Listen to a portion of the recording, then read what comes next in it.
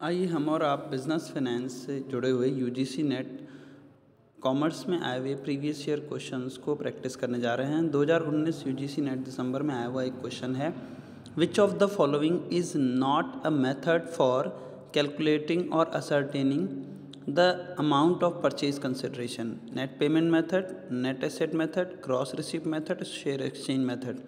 तो net payment method एक purchase consideration calculate करने का मेथड है। नेट एसेट मेथड भी परचेज कंसिडरेशन कैलकुलेट करने का मेथड है। शेयर एक्सचेंज मेथड भी है, लेकिन ग्रॉस रिसिप्ट मेथड नहीं है। आंसर करेक्ट हो गया।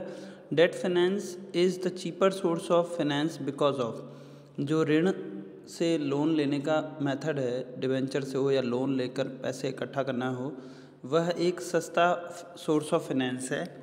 कौन सा क्यों कारण है? ये यूजीसी नेट जनवरी 2017 में आया हुआ क्वेश्चन है। Time value of money factor के कारण, रेट ऑफ इंटरेस्ट मेथड के कारण, टैक्स डिडक्टिबिलिटी के कारण, या डिविडेंड आर नॉट पेबल के कारण। तो आंसर है टैक्स डिडक्टिबिलिटी के कारण। आते हैं operating leverage and financial leverage of firm is 3 and 2 respectively. If the sales increases by 6%, then earning before tax will rise by, so change in sales upon change in EBT जो formula है हमारा combined leverage का है। Combined leverage which means operating leverage into financial leverage. तो 3 into 2 combined leverage की value हो जाएगी 6, और change in percentage sales upon change in EBT के फॉर्मूले में हम इसको रखेंगे तो आंसर आ जाएगा हमारा 36। पूंजीगत बजटिंग के निम्नलिखित पद्धतियों को संबंधित सूत्रों के साथ सुमेलित करें। यहाँ पर choose the correct option from those given below, नीचे दिए गए विकल्पों से सही विकल्प चुनिए। यूजीसी नेट दिसंबर 2019 में आया हुआ क्वेश्चन है। ARR मेथड जो है accounting rate of return method है, जिसमें हम आगे इसमें से मैच करेंगे जो average income upon average investment से बेस्ड है। पेबैक पीरियड मेथड जो है वो हमारा investment upon annual cash inflows पर बेस्ड है, कि जो भी इन्वेस्टमेंट है उसे एनुअल कैश इनफ्लोज से डिवाइड करने पर निकलता है।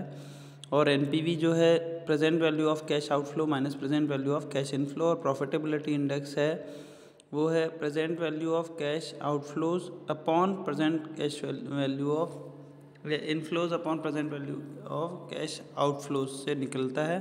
सो आंसर हो जाएगा D का सेकेंड, C का हमारा जो D का सेकेंड होगा तो C का हमारे लिए हो जाएगा हमारा फर्स्ट, D का सेकेंड, C का फर्स्ट, B का फोर्थ और A का थर्ड।